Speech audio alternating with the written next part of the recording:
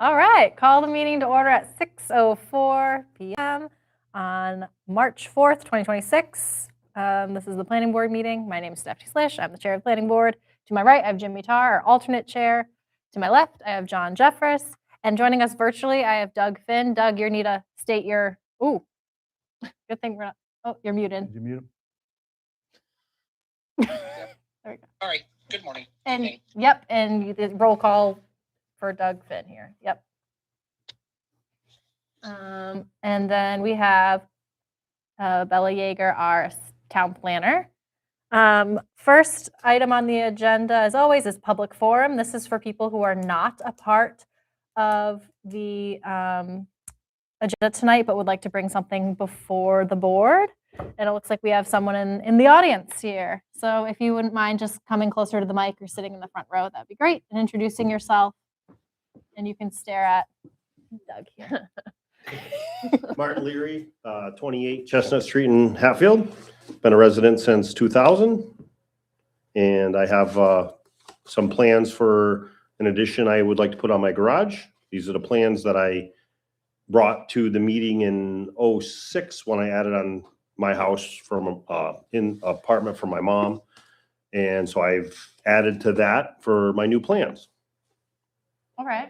And generally, this is something that, you know, are you just coming to, if it's something that's straightforward, it would just go through the building inspector and go that way. You're coming to us just to ensure that that's Yes, the right move. The gentleman that I asked to, who's going to be doing the construction, said I should go to the planning board first.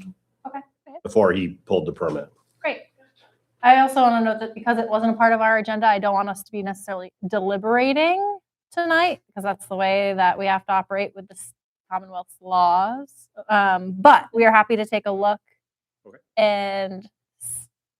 and like work with Bella, can work with you and after this meeting to like confirm Okay. the next steps, if that works. Yeah. Sure. Can Happy- I clarifying questions? Go for it, Doug. So, two questions. I'm looking at 28 Chestnut Street via Google Street View. I don't know if you're familiar with that, but is the property essentially, the way I'm looking at it, essentially looks like a single-family house with a driveway going back towards a garage. The garage has some second-story dormer windows with some solar panels on it. Does that sound right? That's the apartment is on the house that's facing the road. Yep. The one that's further back, the apartment is on that, and that's been there since 06. Okay. Are you looking to add another apartment? No, there's a garage in the back, which was done in 2010. Okay. And then there's going to be, I would like another garage behind the existing rear garage. expand the existing garage, one more bay? One or more bay. Second structure. No. Expand existing, add Yes, a bay to expand to what's the already- existing garage, yes. Is the garage going to be considered habitable space? No, I mean, will it have facilities for eating, sleeping, and bathing? no, Is there going to be some encroachment of a side or rear lot setback? no, Is the property non-conforming in some other way? Like, do you not have enough area, or do you not have enough frontage or something? nope. Not that I'm aware of, no. Based on just the information I've heard, I'm not sure this requires action by the planning board. Doug, I think that Marty is here as a courtesy to the planning board before he gets a permit from the building inspector to give us an update on what he plans to do over there. And I think it's pretty much straightforward what he's trying to do, considering the property that he has and the existing structures that are there. So this is pretty much a courtesy to the planning board to let us know what's in happening. I'm also want to be like, also say that operating a business out of there. Yes. And has that been something, and I'm curious the history of that on the parcel. Yeah, as well. been doing that since early 2000s, yeah. That's just something that I would be wondering about. Is the garage for the business use? Yes.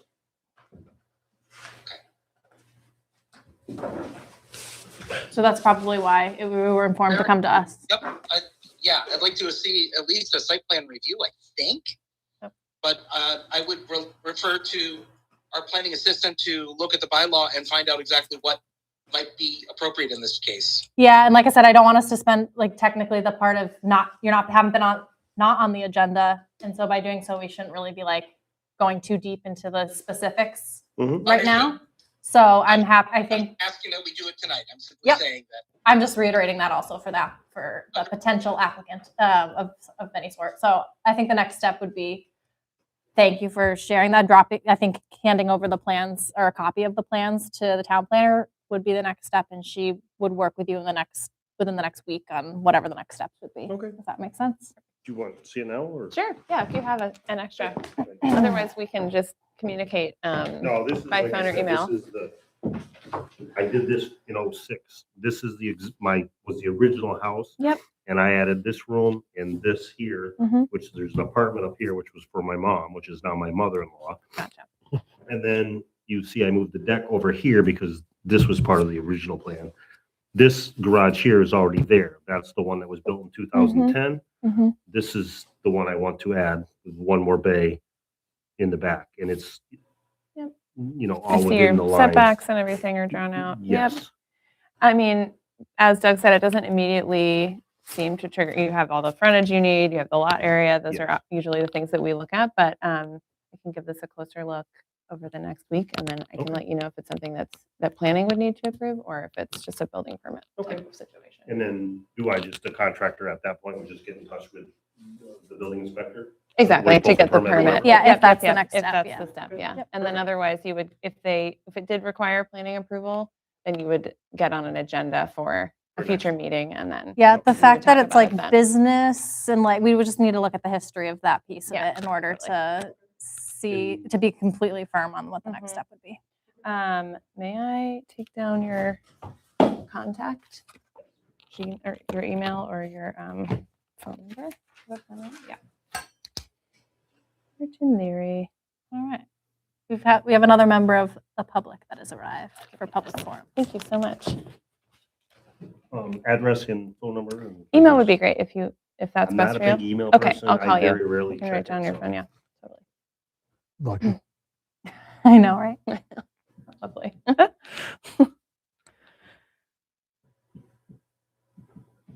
Thank you. Perfect. All right. Thanks for coming. We Thank always you so appreciate much. visitors Thank you, at this everyone. meeting. Thank you for your Great. time. Have a good night. All Talk to you right. soon. Yes, thank you. Next item on the agenda, is still, well, we're not going to the next item. We're still open for public forum, excuse me. And if there's anyone else from the public that would like to speak of something that is not currently on our agenda, would love. Hi, my name is Ian Modesto, and I'm here because I have a question concerning the site special permit that was issued to Straits Road LLC as part of a cannabis operation on Straits Road. The site plan was issued to a company called Straits Road LLC. The sole member of that company, the sole owner of that company is this guy named Jared. I don't know who he is, but it's Jared. The company is no longer registered with the state of Massachusetts as a company.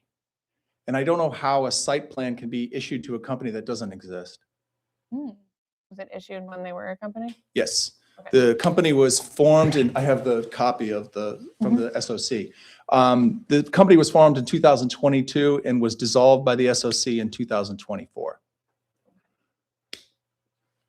So Number one. Yep. Again, like, Okay. not. I'm just gonna roll on here. So number two, the company is made up of a single owner. This is the company that applied for the site permit here with the planning board. Mhm. At the time of the application process, representation was made as multiple owners of this company. This company I have the full list of owners of this company. It's a single owner. I'm concerned that those people were represented as owners of this company, but they weren't. they definitely are not owners of the company on the state SOC website. So that is just kind of, yeah, it's concerning. It's concerning that the town is issued a permit based on representation of a certain company, and that company isn't actually, wasn't represented properly. Mhm. Yeah. Again, not. Yeah, I know, can't I'm not, speak I to know, I don't, this isn't a specifics. discussion, I'm just Yep. presenting this as such. And yeah, just, I know that like in general, when a special permit is issued, it's about like the parcel, not necessarily about the, The people. the Continues people. to exist even The after owner, it's right. sold potentially, so it doesn't have to be attached to one entity. Uh, Like the conditions of So the permit, was it transferred?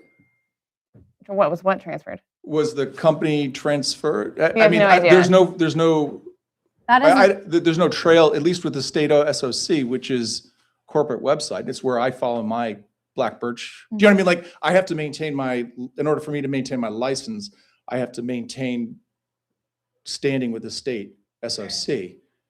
It's just, we're just saying the conditions of the permit are applied, like, basically forever to the property. project To the site. property, Not regardless Yeah. of, to the owner. regardless We of can look at it. who the special permit is issued to. That's right, because things sell, so then sometimes the new owner can inherit the conditions from the special permit that was issued to a previous owner.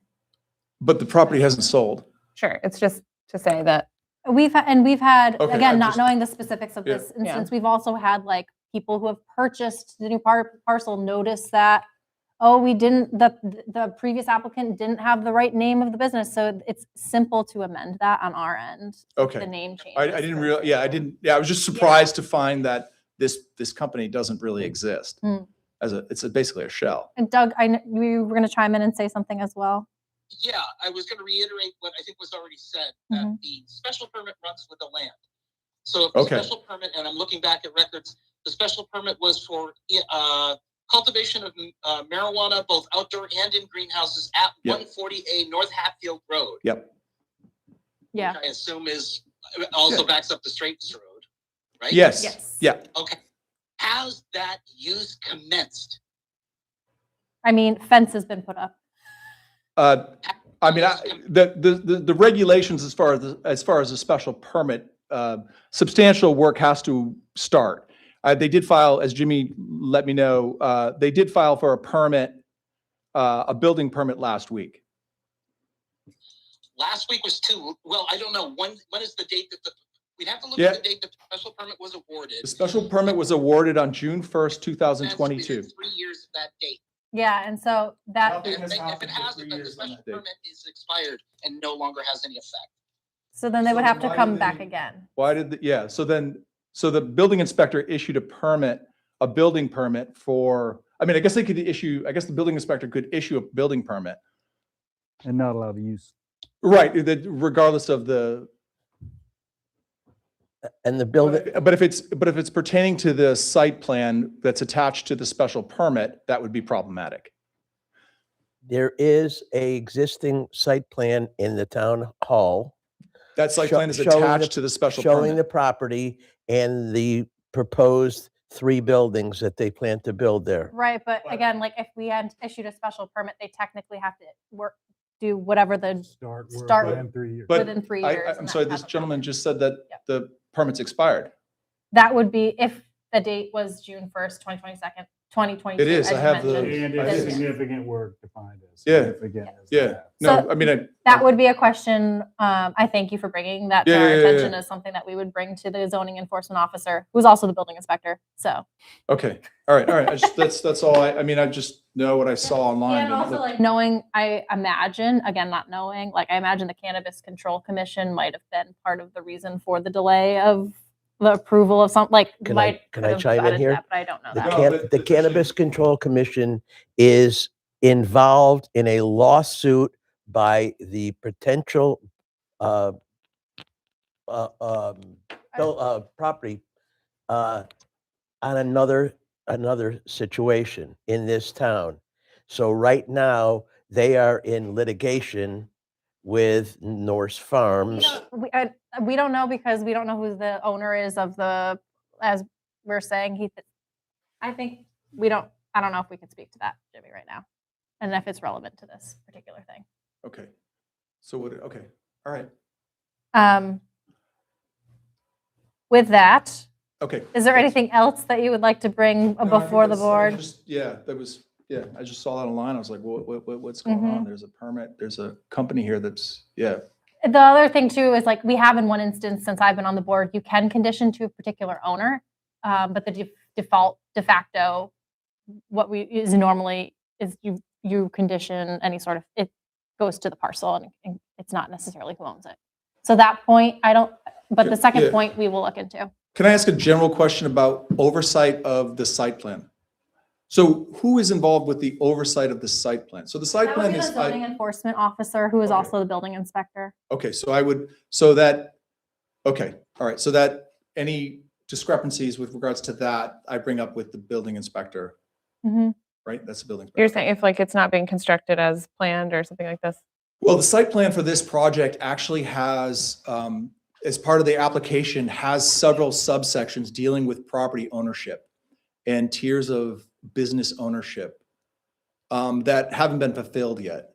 In other words, I mean, again, this was done in 2022. Mhm. The application says that, you know, they wanted to get this application done quickly to basically get plants in the ground. And here we are in 2026. Regardless, there are two subsections that deal with that the Straits Road LLC would be purchasing the property, and they never have.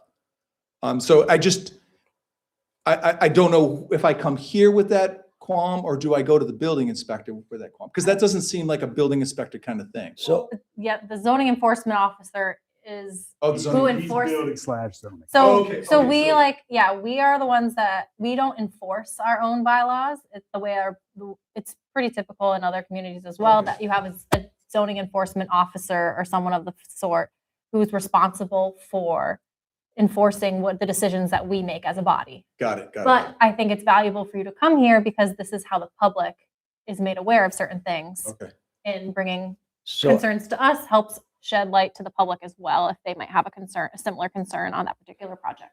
So I I appreciate you coming to us. yeah. have a question. Are you against this project? Do you have a problem with this project? I mean, yeah, I mean, it kind of, yeah, I think it could possibly negatively impact my business. How so? Odor. And Yeah. all of these things were brought up when the permit was. Yeah, no, I issued in understand. 2019. We can't rehash the permit. I'm not here to do that. I mean, my opinion is my opinion, and I'm not, if they have a site permit and they're okay to work, they're fine to do it. I can't say anything about it. I'm not gonna be fine. But if there's problems with the permit, like with the site plan, now, do you know what I mean? Expired in 2 years and or, do you know what I mean? I guess it's holds the property. So what happens when you're telling me that if there's a transfer of the property, let's assume that the property is transferred, the application, the special permit stays with the new owner of a property.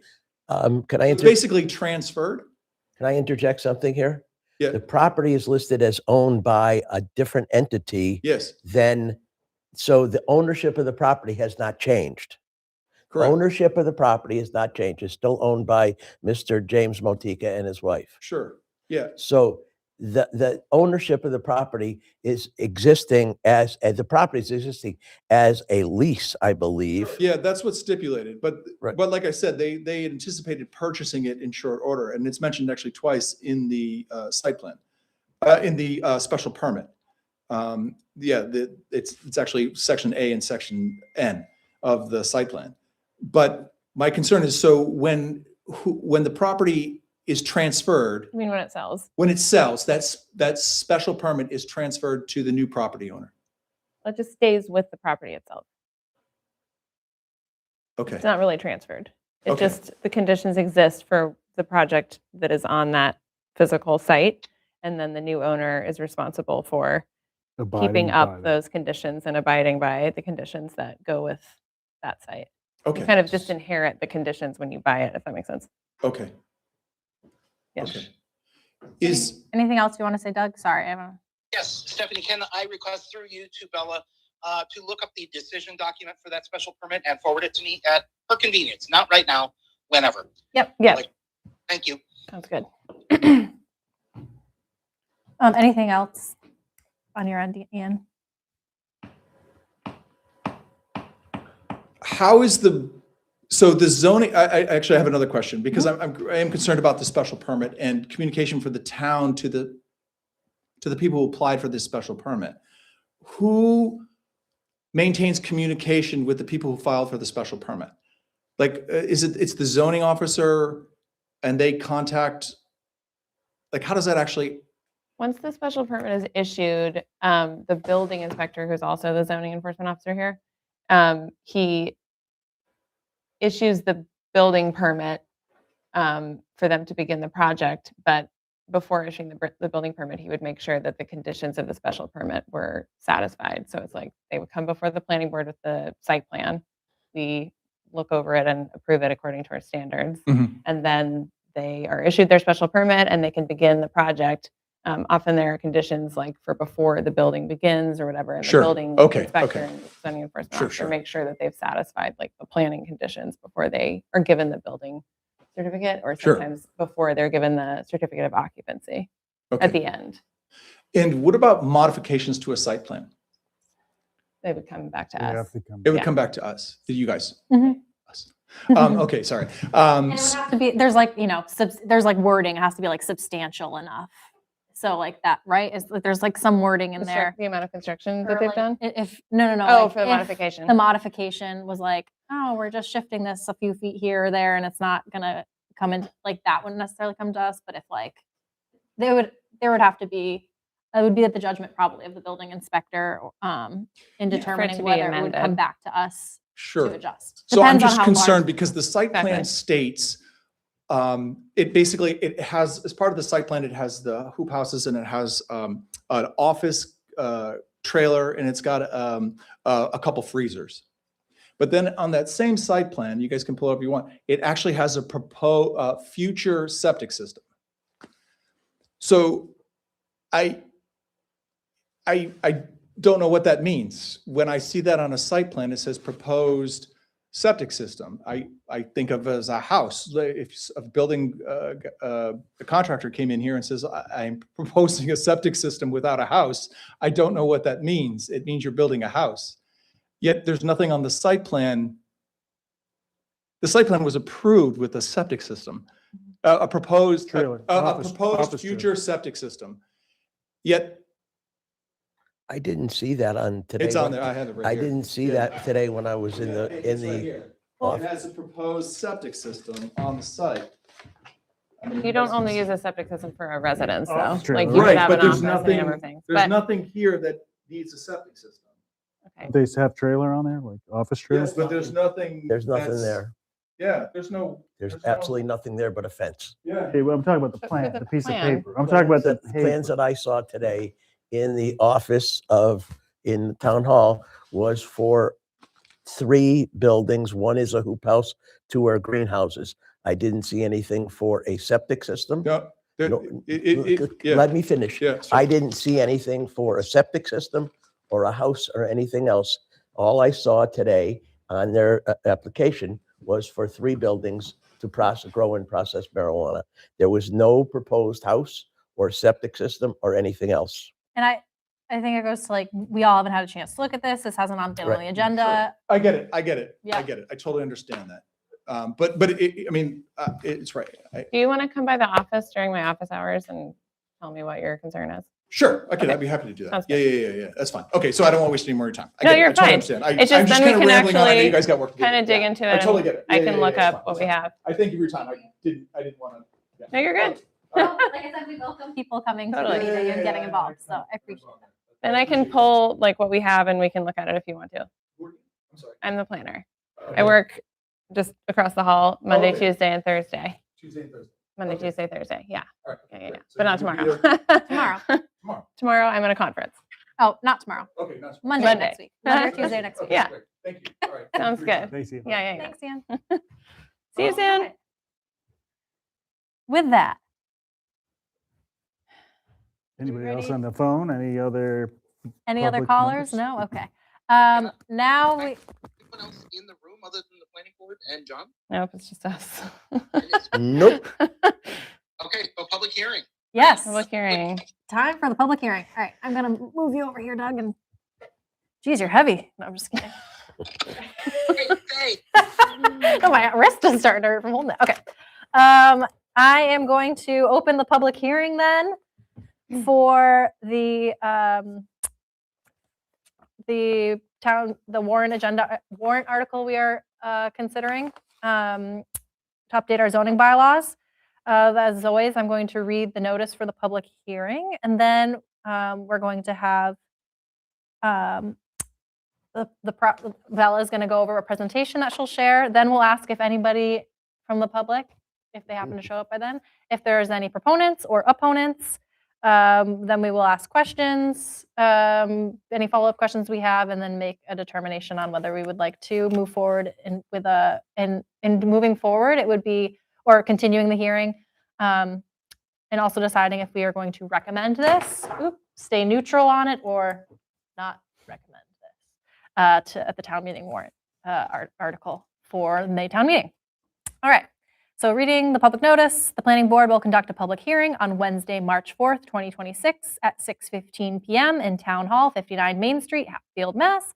to consider amendment of the Hatfield zoning bylaws to include proposed regulations of battery energy storage systems, in parentheses, BESS. In parentheses, proposed amendment to the zoning bylaws is on file at the town clerk's office and available for public inspection during town clerk's regular business hours.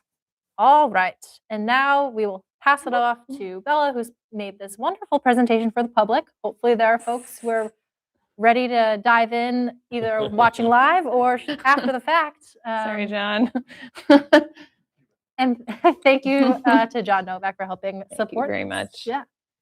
Okay, so we are proposing a model zoning bylaw. We're proposing a zoning bylaw addition to regulate BESS. And this presentation is going to walk us through what BESS really is, why we're talking about it now, why there's any urgency at all around this, what planning's tools are to regulate BESS, how this proposed bylaw that we are considering bringing to town meeting functions, and then we're going to dig into a little bit of the specifics around the standards proposed in this bylaw for BESS developments, and then we can discuss the bylaw itself. Battery energy storage systems store energy that is harvested by renewable sources like solar and wind farms so that energy can flow in low supply periods, like at night or on cloudy days. It stabilizes the energy flow from renewables. It can range in size from something about the size of an electric car battery to a field of shipping containers you may have seen, with mid-sized BESS providing energy backup for residences, small business parks, things like college campuses. And then it can stabilize, your personal energy supply at your house, local energy supply and regional, but people worry about the safety of BESS for valid reasons. Between like 2017 to 2022, there were some sort of famous battery fires around the country at BESS installation sites. Since then, I've been told and read that safety around BESS has radically improved. The fire safety training and protocols have improved. But what we're kind of asking with this regulation is where in town can we manage even a 1% risk of failure, thermal runaway, which is what battery energy storage systems can experience. So Are you going to talk about what thermal runaway is? I shall, Okay. Yeah. It's when heat from one overheated battery travels to another one and can cause a fire. And battery fires are hard to put out, and they last a long time, and they require different fire suppression techniques than a regular fire.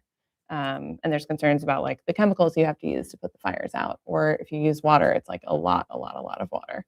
The alternative is that they just let the fire burn if there isn't enough water supply, or if chemicals are not allowed in that area, and then there's pollution. So it's like these are the concerns. All to try to All not. for clean energy. All for clean energy, right. So Talking why are about we talking about environmental it? disasters and clean energy in the same mouthful. Exactly. It's hard to Why are we talking about it now? So in July 2026, the state will begin to expedite the permitting of larger BESS installations through what's called consolidated permits. To be clear, these are not ignoring local laws, but if you don't have any local laws for BESS, then it will just move that much more quickly. They are doing this basically to help speed this along because a lot of times local planning, meeting schedules, and capacity can cause delays for these developments. So the state is just going to issue one big permit that includes planning, electric, fire, building, all of that. And so you want to have zoning in place so that they can take that into account when they do that. And we don't have any zoning regulations for BESS, as do most towns like us. We cannot, because this is often people's first question, we can't issue a townwide moratorium on any scale of BESS. We can't do it townwide, and we can't say, we only allow small scale BESS, nothing big. We can't do that. To help us to craft this regulation, the state has provided us with a model zoning bylaw that we have modified. We're allowed to modify to fit our community and its goals. And this annual town meeting is our opportunity to put those regulations in place before July when they start doing these consolidated permits.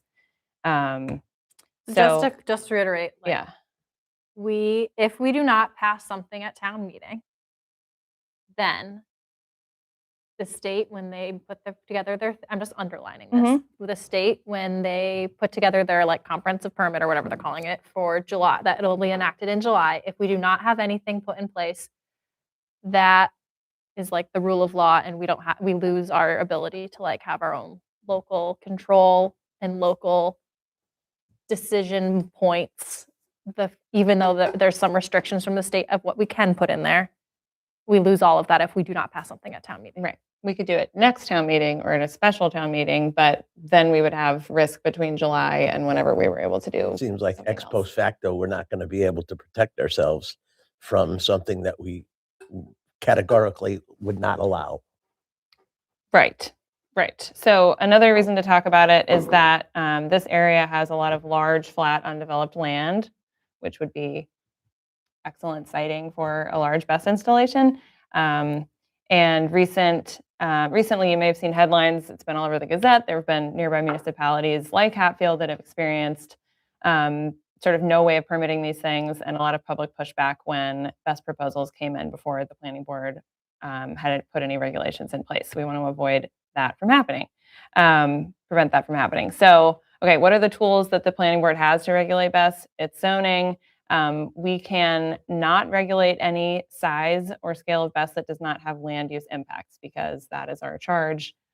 Zoning only regulates things that actually impact the land. That can include visual impacts. So if it's large enough to have kind of a visual impact on the neighborhood, we can regulate that. But if it's something that's the size of a water heater you would have in your house, that is too small for planning to regulate. Just like we don't regulate anything else that's like your oil tank or anything like that. So per state law, we cannot ban BESS from the majority of the town's land area. So we can't confine it to certain parcels or zones.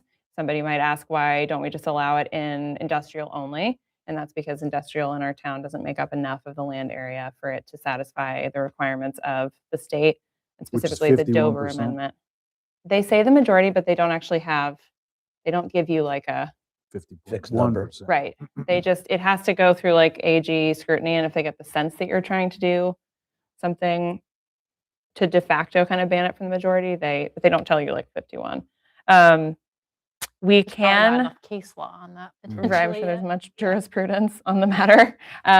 Based on the state issued guidance, which came with the model bylaw, that's what's in blue in the document we'll be looking at.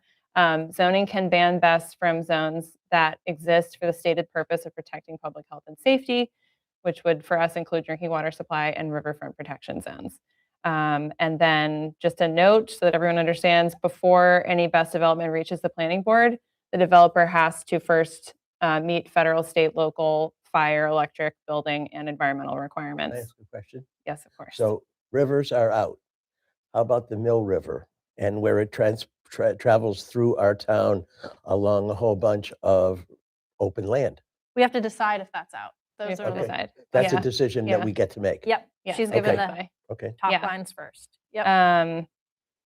So what does this bylaw do? It establishes clear land siting and development standards for BESS at all scales. It regulates community impact, which includes for us visual, traffic, noise, smells, and environmental impact beyond what DEP already regulates. So DEP doesn't allow BESS of a certain size within the smallest watershed around drinking water supply. This expands that to our entire drinking water protection district. It's been adapted from the state's model bylaw. It closely follows the guidance to try to meet the Attorney General's standards because it has to go through the AG at the end of the year. And the goal is to try to create rigorous development standards for BESS that don't appear to be blocking clean energy development from occurring in Hatfield, which is the requirement of the Dover Amendment. Okay. The bylaw provides a tier structure for permitting BESS at different sizes, gives us a table of uses separate from our existing table of uses that will tell us where and through what permitting or approval processes Hatfield could allow different sizes of BESS by zone. It has rigorous application and ongoing site management requirements for BESS developers, and it has strengthened environmental protections for our natural resources, including farmland soils and drinking water. Hold on, go Yeah. back. Are you, when you talk about the proposed bylaw, are you Yeah. talking about our bylaw that Yes. we're going to be putting to town meeting, or the model bylaw that the state has provided? The proposed amended version of the model that we We are would going be to be looking taking at the to. town meeting. Exactly. Okay, thank you. Exactly. And then over here you see what I'm calling a possible tier 1 BESS installation. What's a little bit tricky about these tiers, I'll get to that in a second. We are able to establish, we're sort of able to fine tune the model bylaw that we were given. It gave us 3 tiers. We are allowed to fine tune that tier structure and use it to apply permitting rules to different sizes of BESS. In this proposed bylaw, we've created 5 tiers instead of 3, which allows Hatfield to control the siting more precisely. There's basically everything from tier 1, which is typical residential, small commercial size, wall mounted, cabinet scale, everything up to an acre or more of shipping containers is separated into 5 tiers and then permitted increasingly strictly as it gets larger and larger. What I was going to say about the reason this says a possible tier 3 BESS installation is because what I've learned from trying to research what these things look like visually is that the capacity of the battery doesn't necessarily predict how large the enclosure is because every product is a little bit different from different manufacturers. So what you can sort of say is probably if it's this capacity, it's going to be in multiple containers, and that creates a certain kind of visual impact for us, and we might want to regulate it in this way. So the planning board has several levels of review and approval at its disposal. We're using by right, which would allow small residential scale BESS in every zone. Site plan review would allow BESS in certain zones, but with strict performance standards. Special permits BESS in certain zones, but allows the planning board to deny the permit if strict performance standards are not met. And not permitted would ban BESS in certain zones to protect public health and safety. So just going back again, Yeah. underline that is from easiest, quote unquote, easiest way to not hardest The hard / way. not permitted. Right, exactly. Yeah. And we do have, to reiterate, we can deny it using special permit, which is protected by Master General Law, if the performance standards that we lay out in this proposed bylaw can't be met by the proposed development. For instance, to the left here, we have something that would fit into tier 1 for us. That would be by right because it really has no land use impact, something this small. It's like the size of a Tesla charger on someone's house. We'll get to the tiers when we look at the actual bylaw itself. And then safety assurances that are in the proposed bylaw. Fire, electric, and building codes, like I said, address equipment safety before we ever see a BESS proposal, but the bylaw sets additional site safety standards by requiring the developer to provide to the planning board an operation and maintenance plan, an emergency response plan, which if we want can include a communications plan for nearby residences if there's an emergency, limitations on PFAS chemicals used in fire suppression, demonstrated 110% containment capacity for any liquid hazardous materials, and then a decommissioning plan for when they're going to break this thing down and possibly take it away, and establishment of a decommissioning fund. It also ties into the Hatfield Design Guidelines Handbook. It asks potential developers to align the development to the extent possible with everything that we took time to lay out in those for commercial development, which includes downturn lighting, unlit signage, evergreen vegetative screening. We could ask for a color treatment for the equipment if we think that, you know, it could look better in a neutral shade of green or something like this. It doesn't have to be a glaring white.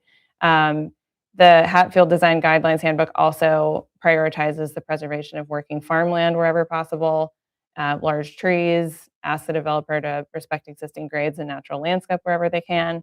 And then this bylaw also allows the planning board to require full visual renderings of a proposed project through a special permit. So for instance, this is an example of a visual rendering that a consultant did of a BESS project. You can barely even see, but it looks like they required them to paint this BESS dark green and then come up with a 10-year vegetation screening plan.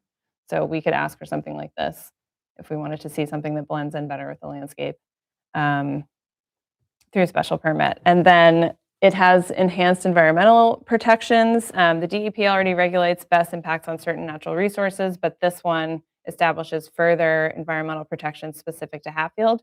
It limits clearing and grading to the minimum necessary area for safe construction and operation of the BESS. This part is cool. It requires protection and conservation of native on-site soils via a soils management plan. It asks that they map out, in certain situations, prime farmland soils and other NRCS designated soils and not remove them from the site if at all possible, or not remove them from Hatfield if they have to remove them from the site. It requires additional safety and emergency coordination measures for any BESS proposed in a sensitive area. And then if environmental disturbance is unavoidable, we can require one-to-one environmental mitigation for any BESS proposed on previously undeveloped land. So it would try to direct them toward developed land if at all possible. And then ultimately, it's worth mentioning that this could be a desirable type of development for Hatfield if all of these regulations can be met. Some upsides could be, it does contribute to the tax base in a positive way, doesn't really add to traffic a lot. These are BESS and solar are often leases, so it can leave farmland intact for later use. It can add to a farm's bottom line and help sustain that farm into the next generation. And ultimately, it can stabilize energy costs for an individual or the region. So those are some positives if we can. Can I ask a question here? Yes, please. Would this affect the town's electric bill per se? That's a great question. You know, not my bill or your bill, but Like the town's bill for all its bill. facilities. I think if we had, even if Hatfield didn't have a large BESS, maybe I think the implication is that there was a large BESS in like Hadley that served the region and it could stabilize regional energy. I don't think we could promise. I I don't think think we the can only promise way the we bill could can go down, 100% do that is if there's like a community pact or something Mhm. like that Right. with a BESS project, or if it was municipally owned or the municipality had a stake in the BESS Mhm. system. I Sure. think that's the only way we could say yes. I'm sure, I think it's the it's like idea solar is supposed that to make everyone's electric bills better. Like Oh, that sure. hasn't been Right. the case. But no, that happened, yeah.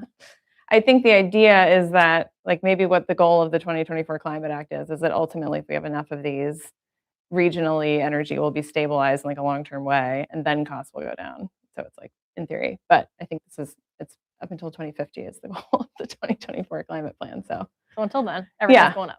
Right. yeah, good question. So I've put on this last slide the zoning map for us to reference if we need to.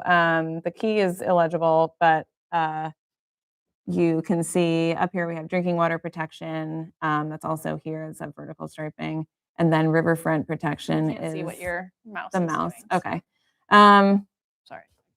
Can you see the map? Yes. Okay. Yeah, the notable, we kind of know what the rest of the zones are. We have rural residential, outlying residential, and then we have industrial down the middle. The green is ag. And then the riverfront protection is, I think Kyle put in like, it's like angled striping right along the Connecticut. And then the drinking water protection zones are that vertical blue striping up at the top and then down at the bottom to the left of 91. Mhm. Okay. And then we have our table of uses, proposed table of uses to the left. And then at the top, we have the tiers so that when it says the table of uses tier 1, you can kind of like look over and see what size we're talking about and what they might look like. Okay, I just want to say one quick question. I know, Doug, you have a time restraint, do you? I just want to make sure, do we have any more slides? That's the end of the presentation. Yeah. All right. I want to quickly just say, open the floor up for members of the public. There's no members of the public here, but I do want to say, like, if anybody was here that would like to speak in support of this, This is the time. anyone here that would like to speak against this project? Okay. Do we want to have a motion to close the public hearing and deliberate, or do we want to have more deliberation? Do we want to keep it open? And deliberate? I don't know how to do that. But anyway, I'll move to close the public hearing just to close it out. I second. any further discussion? All in favor? Aye. Right? All right. The public hearing portion of it's closed at, I don't know what time it is. Do I need to know what time it is? 6:50? Sure. All right, now to board discussion. And I know, like I said, I know Doug has time restraints, so Right. you all mind if he speaks Yeah, first or gives Hear any from Doug. initial feedback Okay, I first? just have one The question I clarification. have is through you, What Madam is- Chair, to Isabella. In the bylaw, is there a restriction on placing any battery energy storage system within 100 feet of a wetland? Well, the Concom handles that. Right. But it does in the site plan review and all the materials that are required for the site plan review.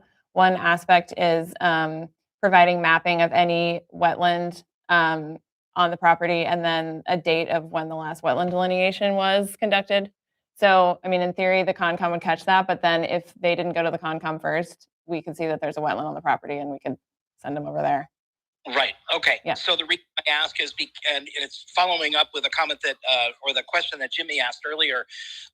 The Mill River, which runs through the center of town, it is a fairly low area as that river meanders about, and it rises up on both the north and the south shores, quite a distance away.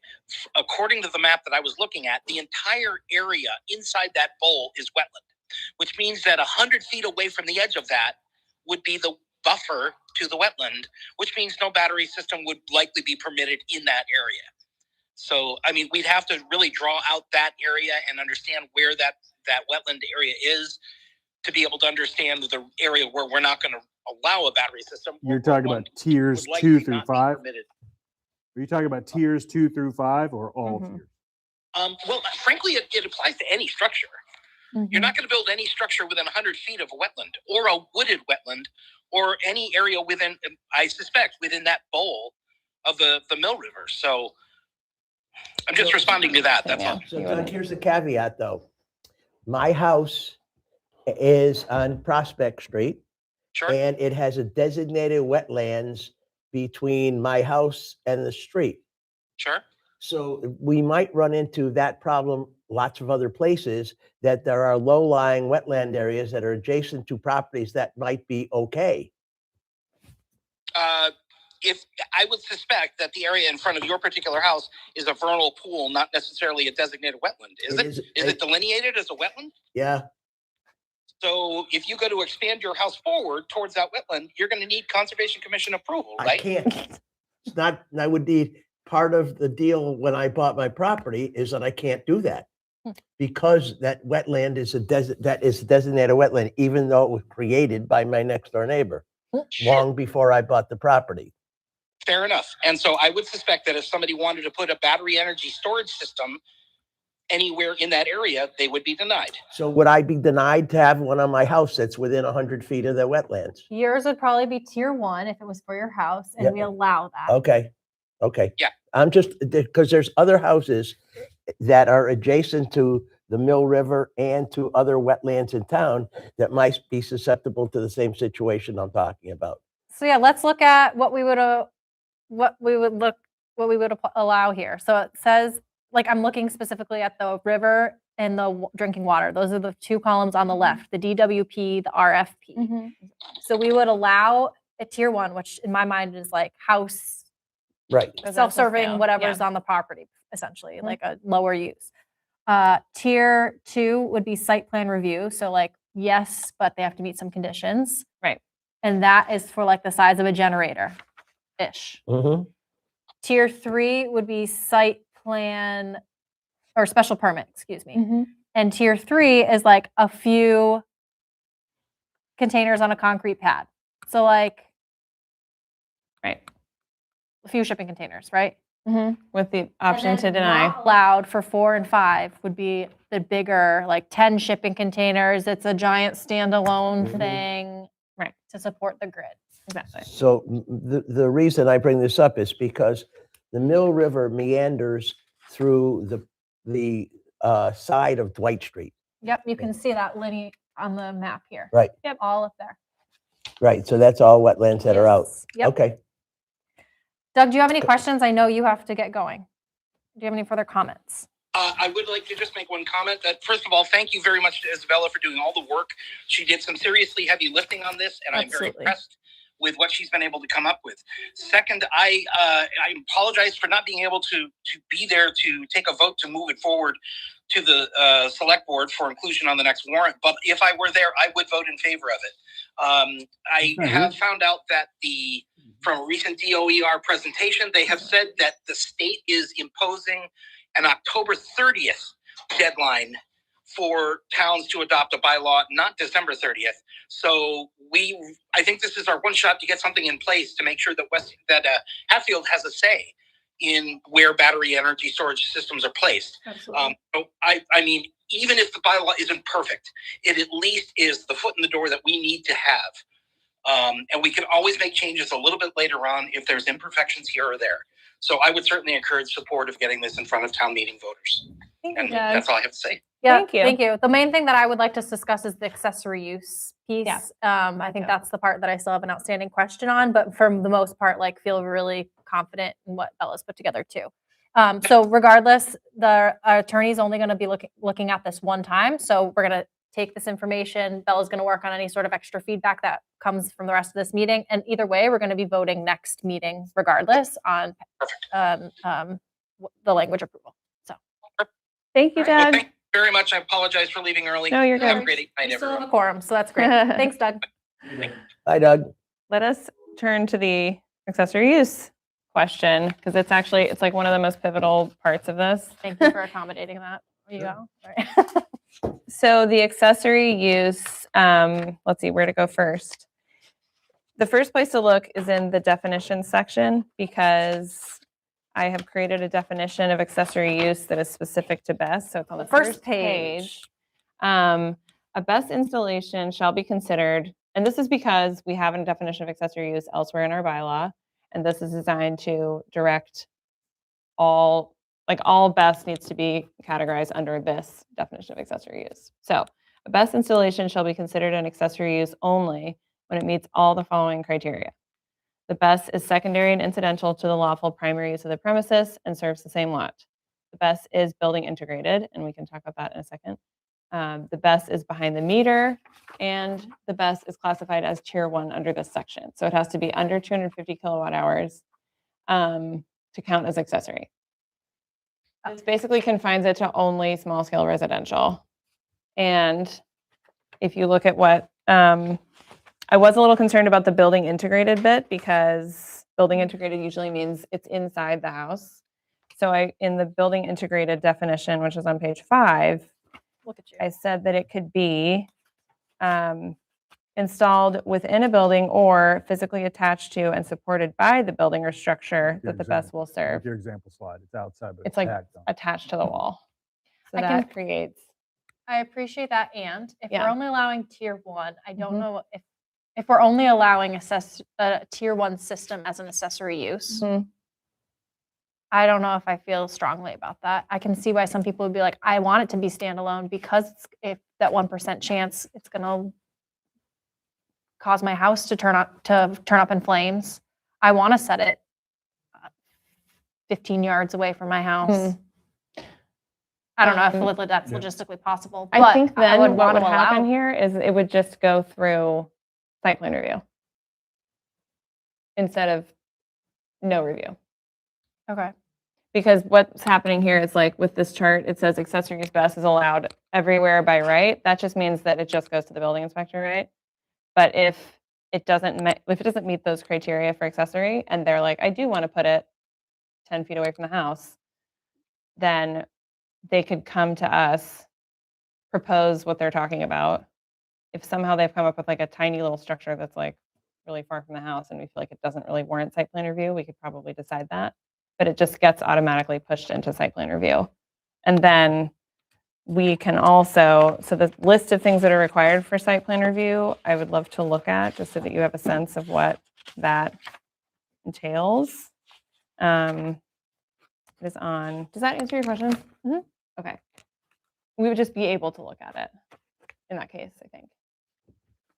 So then on page 11, the bottom of page 11, it starts with the required documents for site plan review. It's a long list, but it does say on page 15 that the site plan review authority may waive document requirements as it deems appropriate at the request of the applicant. So if Hold we, on, what section? Can you Yeah, yeah, slow yeah. down a little second? Yep. on page 15, that's like kind of the end of the site plan review requirements list. And it says that because this is such a hefty list and there are a few different sizes of vests that are included in the site plan review required category, we can waive things that don't really make sense. Well, this is saying we can waive what documents will Exactly. require, rather than we can waive what segments of the bylaw they can Yeah. need to adhere to. Right. So like in this list of things they have to supply, if we were like, it doesn't make sense to require a soils map for your project because it's so small, we could waive that based on.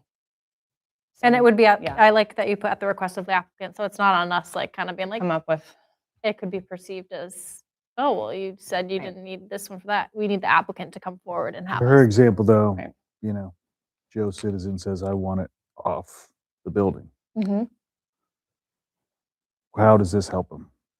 Because we get to let him out of some documents, but can we let him out of following the letter of the law, which says it has to be building integrated, it doesn't have to be building integrated necessarily to to exist. be I accessory, was going to ask it. to be accessory use, To be which is, accessory, it does. so you get a, you have to have. a Then you site just plan. go to, yeah, then you Okay. just have to do a site plan review. So this can't be, group one cannot be adjacent to the house.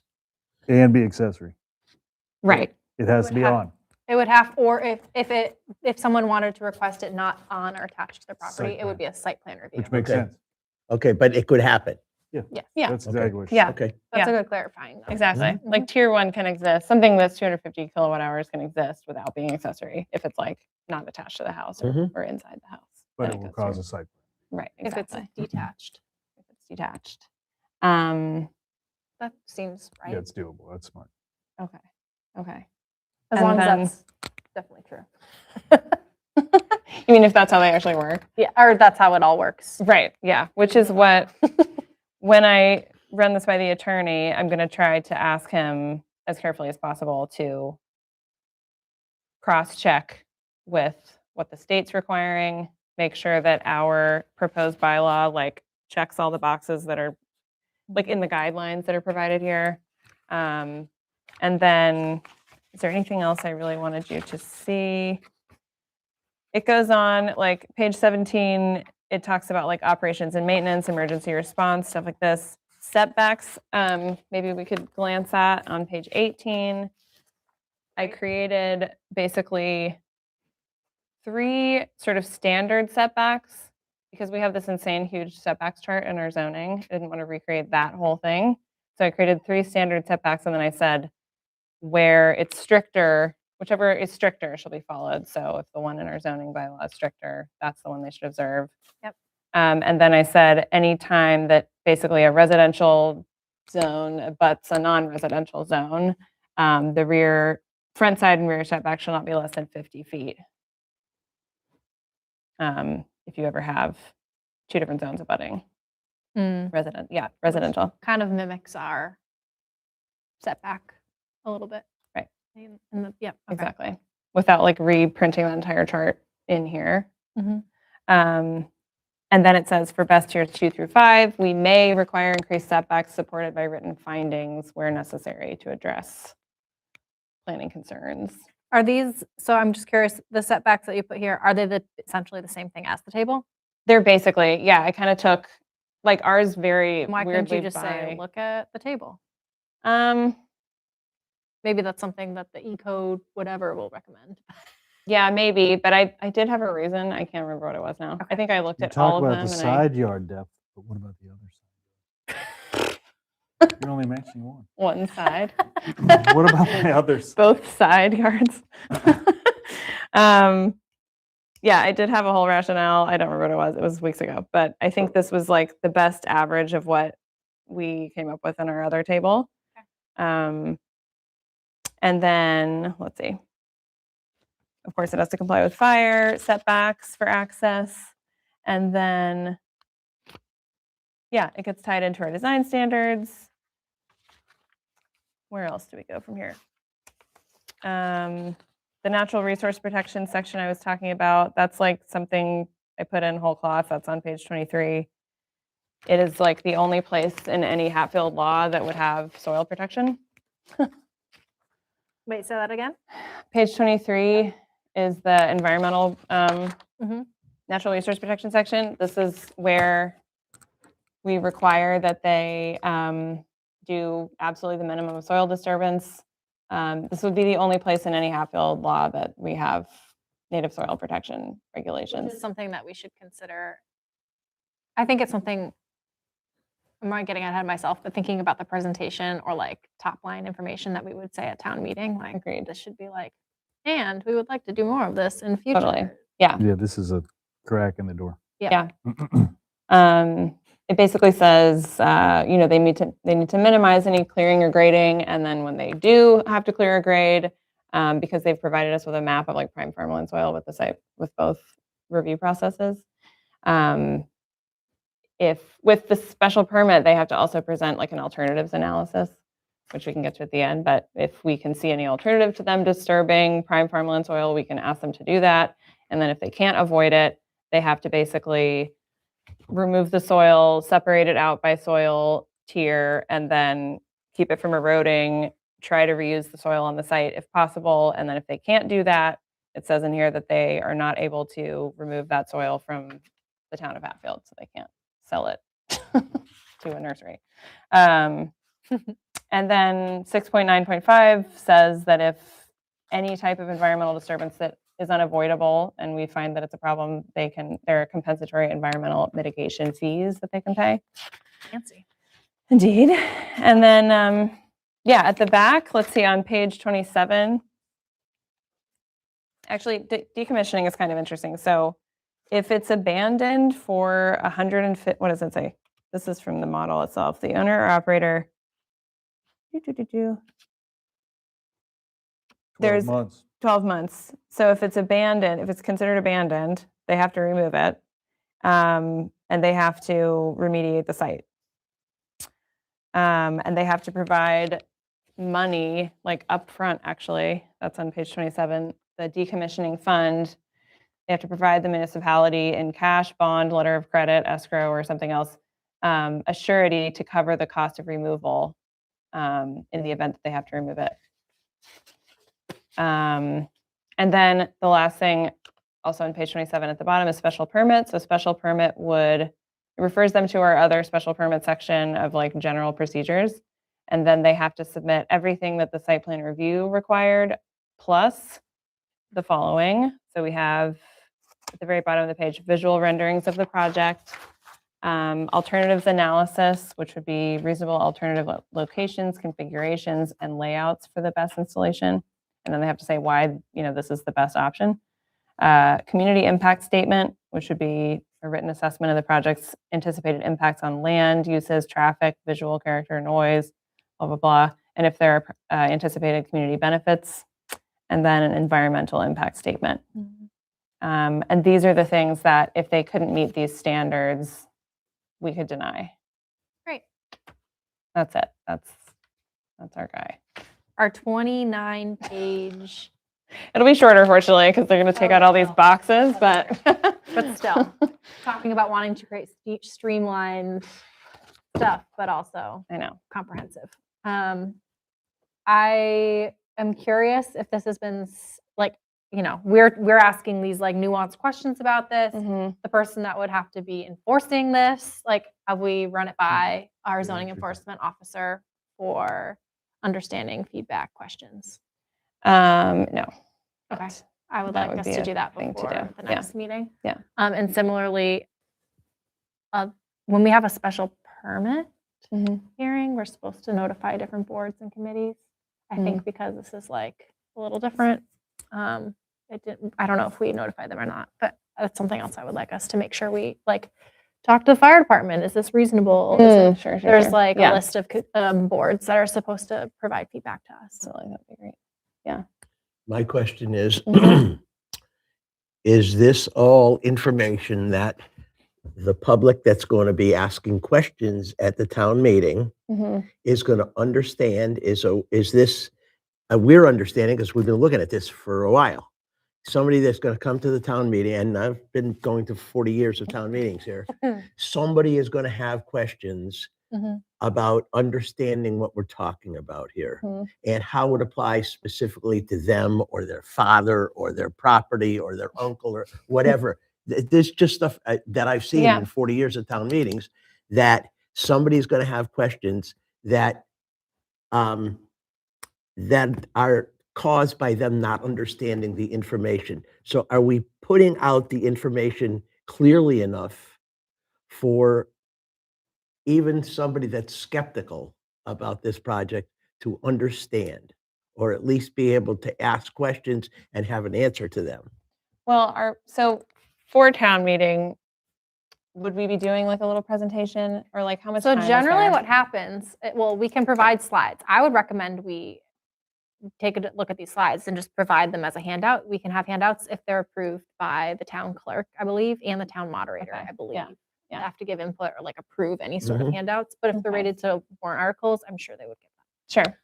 that. What generally happens is sometimes you're surprised and nobody wants to ask any questions about it, and Right. it Never just know. go right Yeah. through. Yeah. But then usually there's at least I would be prepared to have at least some sort of like brief overview, even Sure. if it's just like a synopsis of the Exactly. slides. Yeah. You really can have as much time as you want, but usually our warrant articles are at the end of the town warrant, so people are like ready to get out of there. Right. I wouldn't want to do like this entire presentation. My thought was if there was time for a presentation, I would come up with a entirely sort of not entirely different one, but just aimed just Simpler. simpler and like messaged differently. Kind of. This is really supposed to be a breakdown of the entire bylaw because I knew that we wouldn't be reading it line for line. So this is just like what the bylaw does. But if it's for the public in that context, then it's at the end and people are going to be tired and they want a breakdown, I would frame it differently, I think. Shoot for like a 5-minute thing and then I think having a handout, like a double-sided piece Yeah. of paper or like a Right. couple page Mhm. like slide situation. yeah. And this is like us getting ahead of ourselves a little bit No, on but that, but like that's important. I Yeah. think it's important because you're I think it's important to be prepared for Mhm. those questions to come up, and those people who are not familiar with what we're talking about, all of a sudden they're freaking out. Exactly. This thing's going to go in the field behind my house, and what am I going to do about it when it explodes? yeah. I mean, that's a question that I I know. would honestly expect to hear. It's at the this town question, meeting. yeah. Well, it's a lot of new information at once because you're like, there's this scary thing, but like we're regulating it, but like we can't regulate it too much, but like yeah, and again, it goes back to my whole like, if I were to pick all the things that we would be spending time and energy on ahead of town meeting, No. it would not be a frankly unfunded mandate from the Commonwealth to be focusing on this. exactly. It would Yeah. be on things to move our comprehensive plan ahead, which I've said before. And so it's kind of, I also think, that should be a version of that should be part of messaging. Like we have to do this or Agreed. else Yeah. is Which- like, Or Yeah. they're going to do it. That's the line you Right. walk. It's like, Right. hey, it sounds confusing. if but we don't it's do going to this, get they're real gonna do it bad if to we don't us. do something. Exactly. I think that would be a message that people will understand, especially in the climate we're in right now, where things are being done to you, so to speak, that you have no control over. I don't mean personally, but I mean Yeah. politically and Mhm.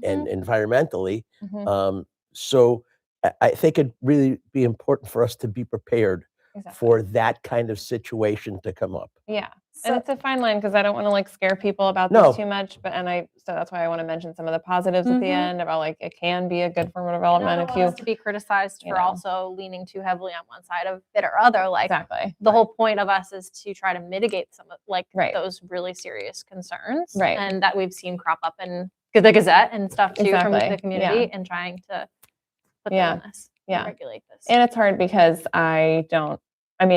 really understanding these on any kind of technical level is very difficult. And I think it's been a huge burden for planning boards everywhere. I mean, people with no planning staff are trying to do this, so it's like we have done our best and we're going to run it through town council and hopefully this passes muster with the AG, but Mhm. we're So I doing guess our- that's my next question Yeah. then. So assuming we're all like on board with this layout, first of all, I really appreciate you breaking it out into 5 tiers instead of 3 tiers. The model bylaws had 3 tiers and like that didn't make sense. Breaking it out agreed.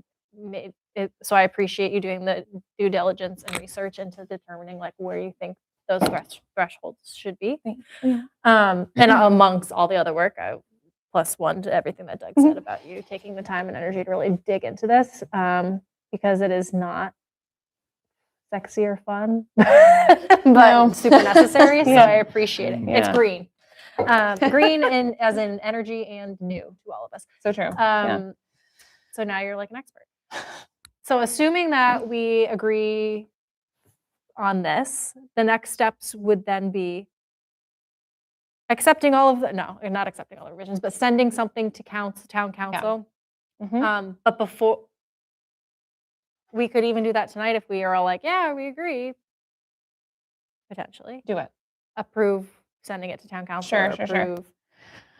I feel like that would make sense because then I can bring it back to you. The only I would like to ensure that we did ask those boards that we asked for If there's like an any interrupt, sort like of to input or sure, like sure. extra considerations Mhm. that they would like us to look at, like you mentioned, like, oh yeah, fire safety training for these things. Like, yeah, like is our fire department trained for like a Right. tier 1 I have vest? been- or I mean Or not tier tier 1, five? tier 5 is what I I meant. know. I did email the fire chief and ask him if he had any comments on it, and he does not. But No we've surprise. talked in the department heads meetings, and he's like super aware of these Okay, and so trained people are on them, aware but- that. Okay, yes. I just want to make sure this isn't going to be surprising. Totally. I also talked to Tony, who's the water superintendent, about this extensively, and he's aware of we talked about that's why I've been coordinating with Whately because we share a drinking water protection zone with Whately. So I wanted to know how they were permitting Yeah, theirs is up Whately there. protecting their water. They are. So where did you Yeah. get to with Whately? Are they, So they had their public hearing for this last Tuesday. They have a bylaw. They had tried to write one earlier, actually last year, without the guidance. And so they're amending the one that they had from before. okay. And they sent it to us Tuesday, maybe, and I haven't been able to read over it in detail yet, but I did really I just wanted to show you this. They sent a letter to their town council for review, and I think I'm going to do something similar to this where I ask, can you see my screen? Yeah. We can just literally skim, but they sent him a request for review feedback on the amendment proposal. And then they asked him to review all these different things. So consistency with, this is clean energy siting and related state law 225, blah, blah, blah. That's Mhm. clean energy siting. And then they, wrote out any concerns that they had about we want to make sure that this works. So I'm going to say do you have any reason to think that this 5-tier structure is going to be a problem? Or do you have any reason to think that defining accessory this way is a problem? Things like that. And then, they just ask, basically, ultimately, confirm that it's consistent with 40A. Can you confirm that it's internally consistent? And I liked confirm that there aren't standards that may be deemed vague, arbitrary, or lacking sufficient nexus to legitimate health and safety objectives. So I will probably send our attorney something like this so that the feedback is kind of guided and addresses any anxieties that I may have about the changes that That's a great, I think, I mean, it's always, I always say, I wish we were more connected with our neighbor planning know. boards of Yeah. similar size, because Yeah. you learn best practices, like, oh, how do Totally. you write this decision? How do you Exactly. approach and engage with your attorney? Like this, Yeah.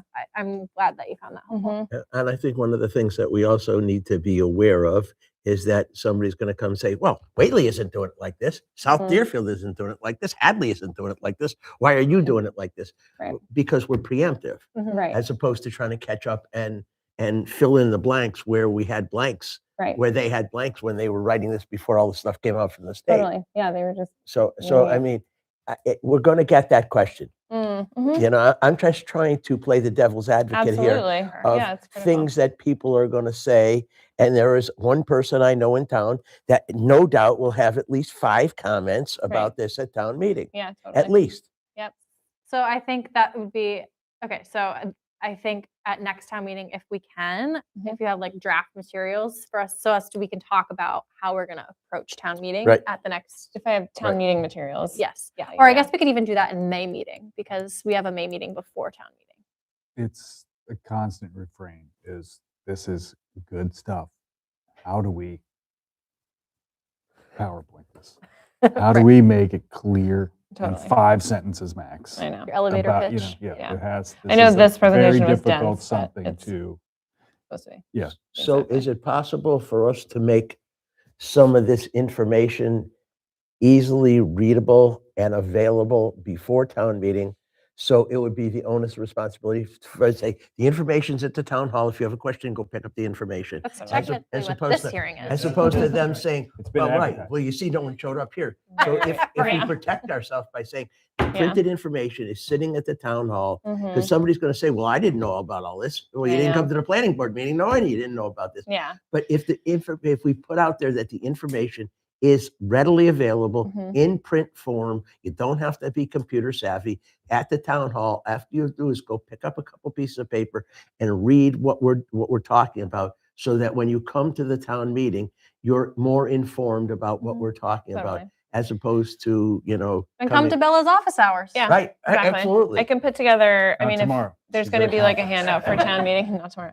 There's a handout for town meeting anyway. I'll just put it together earlier and we can have it in the office. Mhm. It'll be like 1 or 2 sides of information and that'll help. Great. Also, Andrew asked me to present about something to the select board on Tuesday and he suggested I present about this also. So I'm going Yes. to be talking to them about it on Tuesday. It's a good Which practice. would be helpful. Yeah, totally.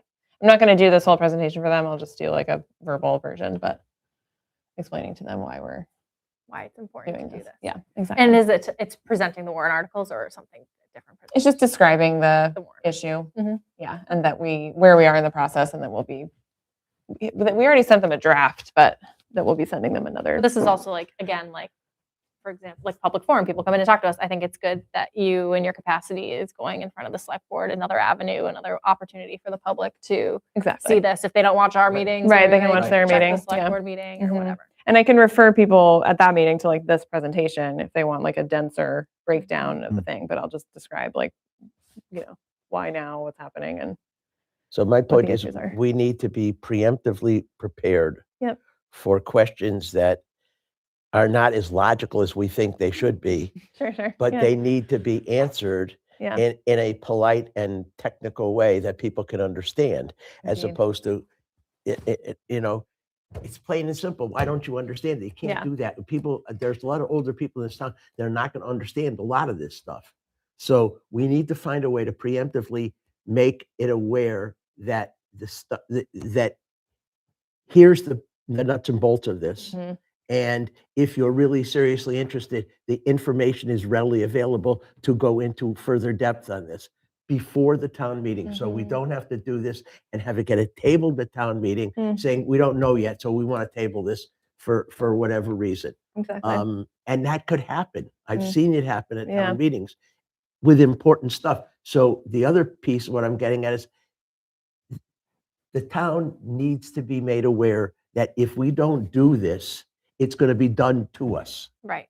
So we're doing this for ourselves so that somebody else is not going to do this to us in a way that doesn't fit with our town. Totally. Yeah. Absolutely.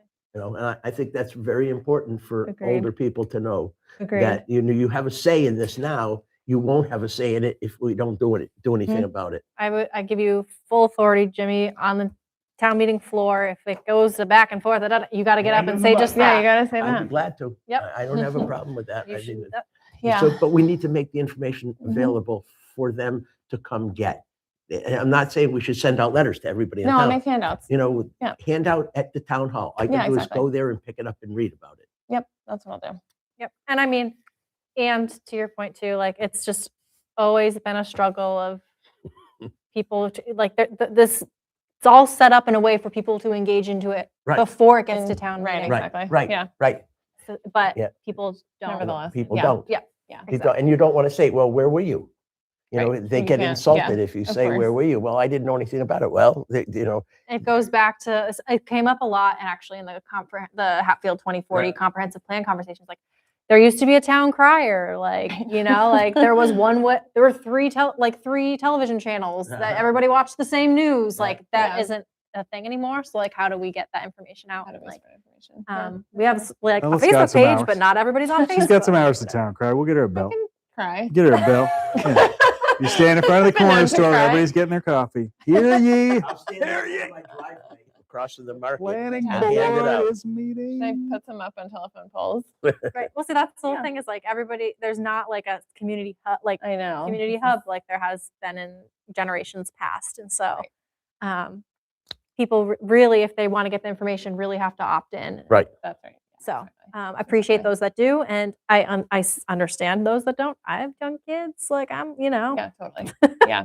Yeah. but Yeah. it's a constant struggle. Right. And, you know, we've been talking about this for a while, Yeah. and I sometimes struggle to follow where confusing. where the bouncing Yes. ball is going. Yeah. Absolutely. You know, and we've been working on this for months to expect somebody to anticipate, not expect, Exactly. anticipate somebody to have questions that seem, nonsensical to us are very real to them. Totally. You know, so we cannot answer those questions in a demeaning manner. No. Like, why didn't you pick up the information? Well, that's not the answer that we want to give them. The answer we want to give them is, here is what this is all about in a concise form, and please consider it. Right. Exactly. Especially when people's emotions are heightened over something, or Absolutely. right. They are. Yeah. And also at town meeting, when it goes long, people are afraid. Not afraid, they're afraid. Their Afraid. sense They're of afraid. paying Yes, attention yes, is yes. very So frayed, true. and all they want to do is get through the town meeting and Yeah. say yes or no and get out of there. Yep. I know. Especially around 10 o'clock at night. Oh my God. The blood sugar. We're talking about crash. batteries at 10 o'clock at night. I swear to God. They should have snacks. They should. All right. How are we feeling about this? I'm for it. I'm for it. I am for it too. Do we want to? I mean, can we vote with 3 people? Do we need a supermajority? I always never know with that when it comes to this. If not, we can vote on it again next meeting. Yeah. I guess would the vote be, because Approving?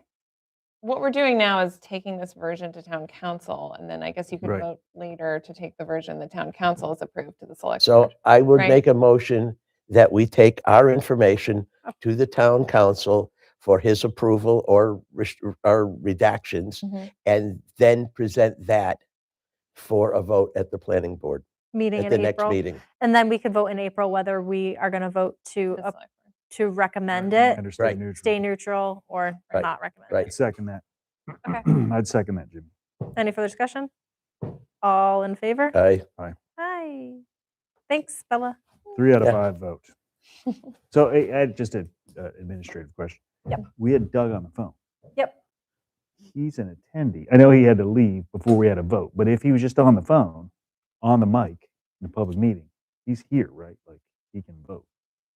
He would have to acknowledge that he watched the rest of the recording. If Yeah, we so would he's have out for been- tonight. But yeah, like, when he I was on can. vacation and I was on the Yes, phone, I was yes, attending. My yes. butt wasn't here, but like. I Yes. got to meet- okay. Yep. He would just need to It's like just 'cause he had attest to that he leave. watched the Okay. rest of our discussion or whatever.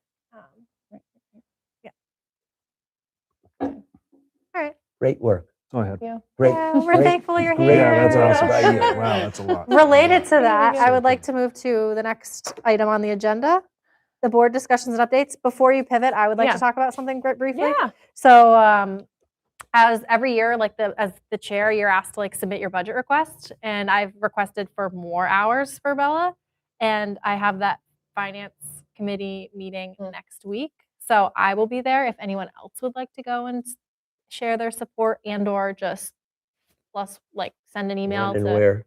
it. I was told Monday the 9th, 6-ish.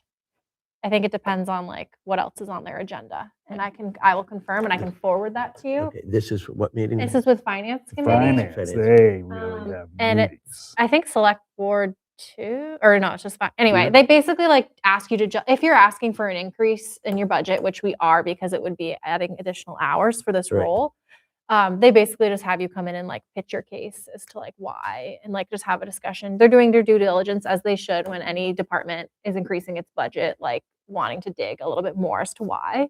I provided a very like top level letter as to like why we should, but like having Mhm. us there. It's not necessarily saying we would use all that money that they'd authorize or like Bella would use all those hours, but it gives us the ability to Mhm. use those hours if we need them and if she needs them. Right. Like, Smart. Yeah. so right now, what are your hours or like what are your 24 a week. 24 hours a week right Mhm, now? mhm, mhm. I think I requested for another, like the same amount I've requested every year, which I feel like Yeah. an extra another 5 hours, another 5 hours. Okay. So Yeah. eventually I would love for us to get to 40 hours a week. Some of the money comes from our budget, some of the money comes from Concom budget, and some of the money in the past has come from Community Preservation Act Mhm. funding. Yeah. So just to name that, I would welcome any of my fellow members to come and support me. Again, it's not necessarily about like, woohoo, we love Bella, but we love having this role Totally. support the board. And it's a little bit about Bella, but it's Although- more about And I would certainly play the age card for the reason to have more time you here. Because I'm 76 years old.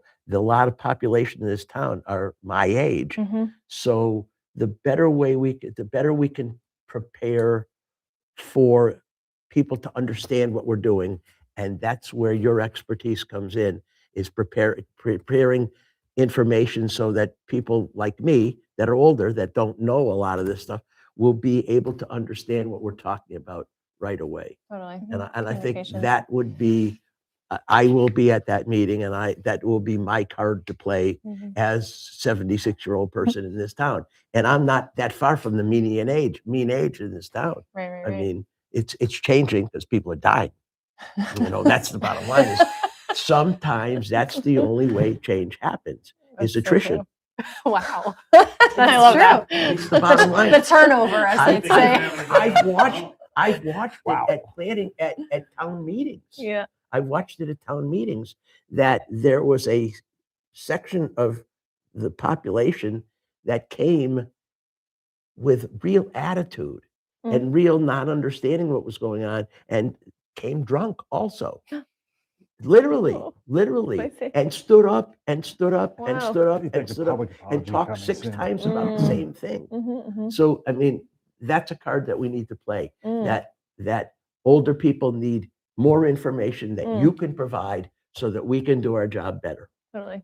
Yeah, and my whole thing is like, I'm always concerned about the fact without this role, and this is something that Bob Wagner, the former chair, has like, he was the one that started he asked for like 2 years for funding for this role. And then I asked for 2 years and we finally got funding for the role like 3 or 4 years after we originally requested this. And it was for a measly like 5 hours a week or something. For Janelle, yeah. But regardless, like I appreciate that. But one of my main reasons is we are all just elected people. Right.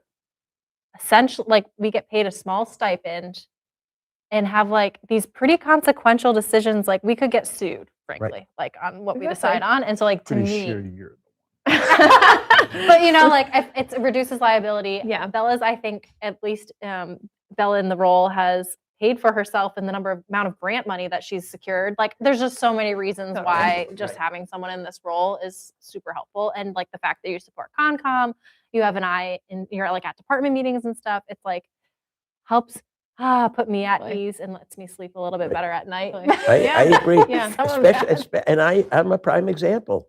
I just am a prime example that I get more from you than just the facts, ma'am. Very glad to hear that. And this is my quote for that town meeting. Have you ever watched Dragnet?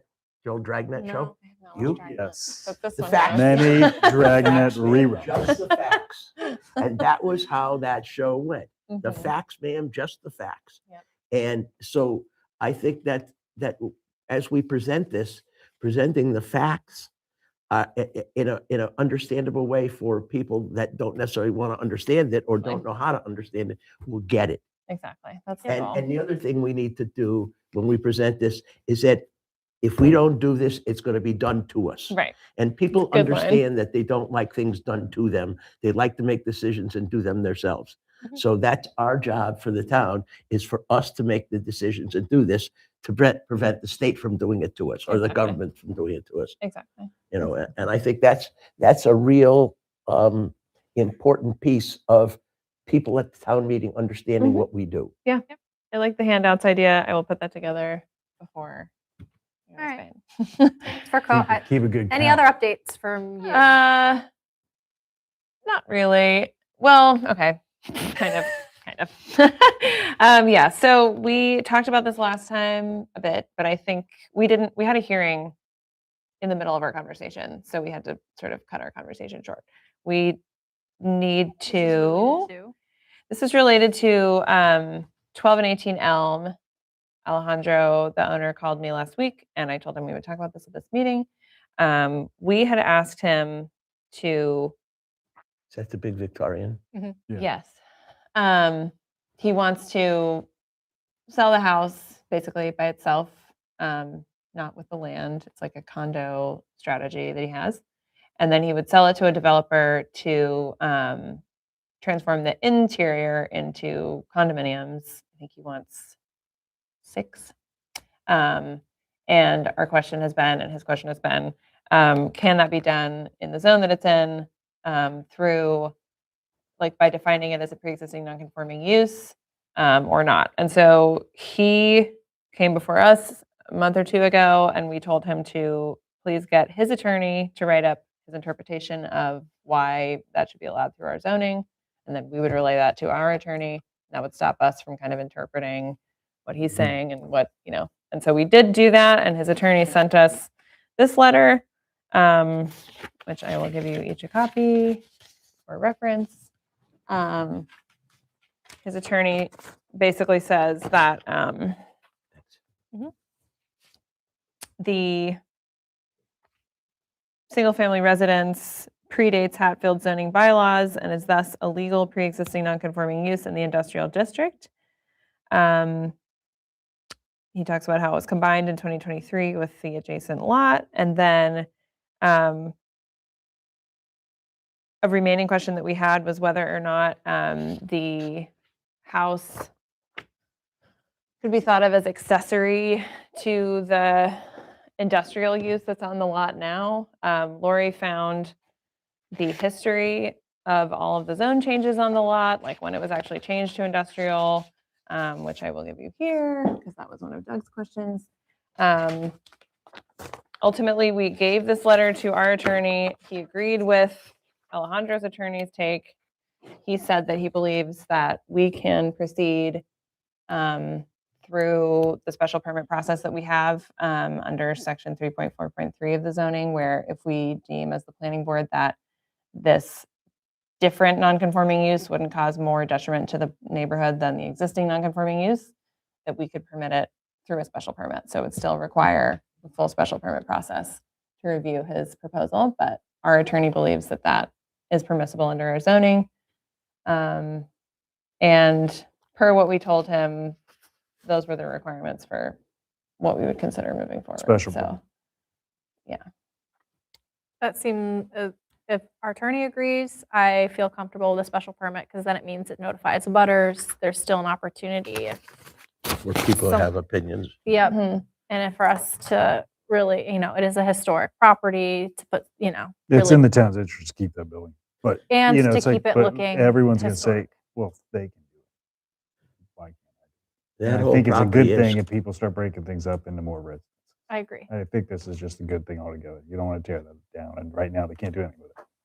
And the way that the state's been pushing more housing, I think like, Right, that's an asset in this Mhm. for the people. That property has had a lot, Mhm. a lot. I mean, Mhm. when I first came here, the Hatfield Club was open. I don't know if you guys know anything about that. Mhm. Heard tell. Yeah, I heard tell, and if you were tall enough to get a drink, you could drink there. That was about it. Right. And it was, he had buffets there, smorgasbord type buffets for $3 a person. Oh. And it was, the food was okay, not great. It was edible, no one got sick, but it was about the drinking. It was about the It was drinking. about the drinking. Wow. For him to Yeah. have Yeah. that Full permit, circle. he had to Town serve, meeting drunk. he had, right, he had to serve food to be able to have the permit to do the Right, alcohol. Yeah, there's been Wow. a lot. So- And so Lori he- did all this research into all the different zone changes, and like they maybe proposed certain businesses that didn't end up happening, and Mhm. that's on there, I think. Right. So I it's a think- complex property, and Yeah, I think yeah, that's where I was gonna say. You're talking about how all this stuff happened on. yeah, We have had our runaround with this property like the entire time I've been on the board. Right. So this has been a headache property, frankly, for us, and a lot of it has to do, in my opinion, and I would not going to speak for the board in saying this, but because it's been incorrectly zoned, Mhm. frankly, Yeah. and doesn't match the characteristics of the neighborhood, and has created Comes home to headaches. roost when you do this. This Right, is what we're exactly. dealing with. Yep. And all of the problem parcels that we've had have come from similar circumstances. Right. Totally. So the bottom line, is this an asset to the town to approve the situation there, to make 6 more housing units in town and not allow the profit margin for the developer to be part of the question Hmm. or part of the discussion? Doesn't matter how much money's gonna make or not make or lose or win Yep. on it. Is this a good thing for the town? And it fits within the zoning. And does it affect, and especially with Michael Bartlett's thing that he wants to propose across the street. Basically, I across the mean, street, so yeah. we're talking about an area in town that's looking to produce Mm. 12 about 12 new housing opportunities. Neighbors will complain. 12 doesn't sound like a lot, but in this town, 12 is significant. Mhm. Make a dent for sure. Yeah. Yeah, I'm curious, Bella, if and when we go this route, and so I don't want to like deliberate on this, Yeah, but for like sure.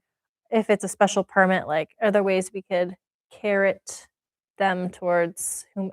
So the other piece of this is, sorry, I'm speaking ahead Affordable of myself. housing? Yes, is there a way to give a carrot to at least having a unit be affordable? Is one question I have. The second question I have is around. It's my understanding, based on how he's come before the board, is that he wants to get this approved and then go to a developer, right? So like, Right, he because wants to it make makes sure it the more permitting is- attractive Right. to a Exactly. permit to a developer if all the ducks are already in a row and Yeah. the project's already approved. It's expensive to get a plan, so he doesn't want to spend that money with us saying no. You Right, can't and do it. like as someone who would want to purchase the property, like So it's a I, tricky thing. How do we get Yeah. any kind of incentives? You gotta know that you can Exactly. do what you want to do right, and like, before you put out $1 million or Exactly. whatever the dollar number is. right, and I think that's why he would ask for up to 6 units, but maybe it wouldn't be 6 units, but they have to come back before us. So those are questions that I think we should have concrete answers Mhm. to when and if he engages in that process. Because like, what if we approve up like 6 units? Like, is there language that we can say up to 6 units? We want them to come back if No more than 6. I'm or sure we something could like write that. I'm that just too. those are just Yeah. things that I'm Totally. thinking about because this is a unique circumstance. And going back Yeah. to the public forum comment we had today about how it doesn't matter who purchases the property, it's about the conditions remain with the parcel Right. or the.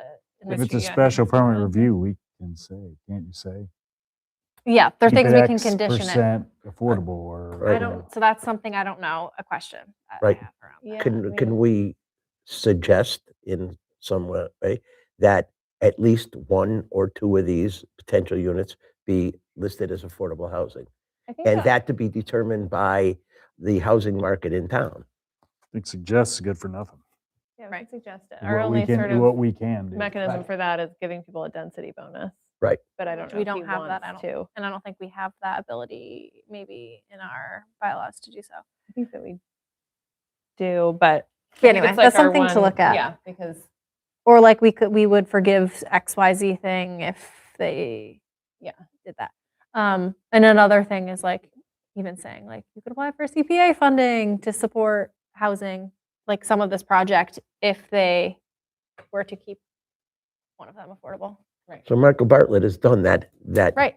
that So that's something due that this person diligence. could do. Right, he's done the due diligence about it before, and he has the information and the answers to that question. So anybody that's looking to do something similar across the street should be held responsible for the same due diligence of coming up with all the right information ahead of time and knowing that it's okay to do this, that there's a market for it, The problem though, Jimmy, is that we don't, it's more of like a carrot as Right. opposed to Right. baked in. So like, I understand you're saying Mike did the due diligence. Mike is really invested in this town here. Right. We don't know who's going to come Right, in and buy right. this parcel, and it's much easier not to give a crap, frankly, about any Right. of these things Of and course. just develop it for the top dollar. So if there's any way we could have any sort of mechanisms to try to get the outcome that would be the best for the town, Right. in a special permit granting piece, that's something I would just want us to think about going into this process. And I think it would be really important to clarify that we're doing this for the best for the town, not the planning board. Well, and like know, if a- Alejandro has been open to working with us and based on his projects in the Right. past, but he's not the one doing that. Right, is gonna right. be That's the doing thing. We this, don't know so we who's don't going to be know. doing the project. Yeah. Or if anybody's even going to accept the project. Correct. All right. Those would just be things I'd be thinking about. So I can tell him Go ahead. that that per our attorney's response to his attorney, we can pursue the special permit pathway. Yep. For 3.4.3. Yeah. Okay.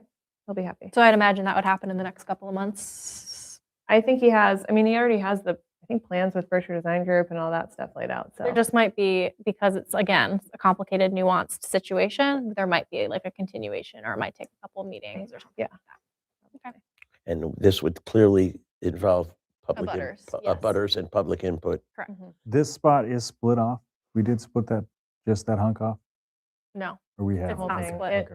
he wanted to split off just the acre. Oh, we for the tried, and then house, we but had there's to not- there was not undo. enough frontage, Then we but had to it got undo. split, and then it got recombined again. We had to undo Yeah. the split. Okay. Because it was something that our planning board in the past should have never approved. So like there's a lot of there's a deep history there, not Right. not at fault of his. Part of it is fault of us. Part Mhm. of it is fault of previous. Like there's a lot there. Right. Probably because they didn't have a planner on staff. So it'll be pretty intricate. This special permit will be pretty intricate. It'll be a rezone. It won't be a rezone. The So special he's gonna permit. have to split the lot. No, he will not. He's No. going to condify the gonna house. sell So he's just only the going to sell house. just the house. So like like you know when Maybe you easement, right? Easement to the condo owner. That part is, that's not us. there's like a condo within a condo involved somehow. There's condos inside of the house, which is also a condo. Unless land. unless they develop it as He apartments keeps or talking something. about 2 condos. Yeah. Anyway, I don't Hmm. know. they'll have to pitch it to us, Yeah, exactly. Exactly. which he partially did, but didn't go the full way because he didn't know Yeah. the right way to do it. The last thing is that the Eco One Stop for Growth grant applications are due on March 30th. So we will be applying through that for funding for the housing production plan, Woohoo. which we've also asked CPC for in case Andrew asked them for that as a backup, I think. Okay. Since this is a competitive grant. And have we put out the RFP for? I know. We need to get on that. The RFP for the consultant to look at our table of use or all of our bylaws and Yeah. our map, which we drafted at the end of the year last year. But I just feel it. Yeah, I mean, Andrew's got a lot going on. It's Right. gearing up so yeah, I'll nudge him again on that. And I think that we're headed to a situation in town where people are going to be interested in doing things in this town because there's land available. You know, whether it's for this purpose or that purpose or any purpose, I think Hatfield presents a very desirable place for people to do things, especially with its proximity to 91 and Mhm. Springfield. Mhm. You know, it's only 20 Yeah, minutes it down the is. road. Yeah, so true. And also that map that you showed us, that there are also strong, severe constraints with the wetlands. And so absolutely. it actually like concentrates and puts more pressure on the land Mhm. that is developable. Right, right. Exactly. All right. Anything else? That's it. I make a motion, we adjourn. Our next scheduled meeting will be April 1st. I second the motion. Any further discussion? All in favor? Aye. Aye. We are adjourned at 7:48 p.m.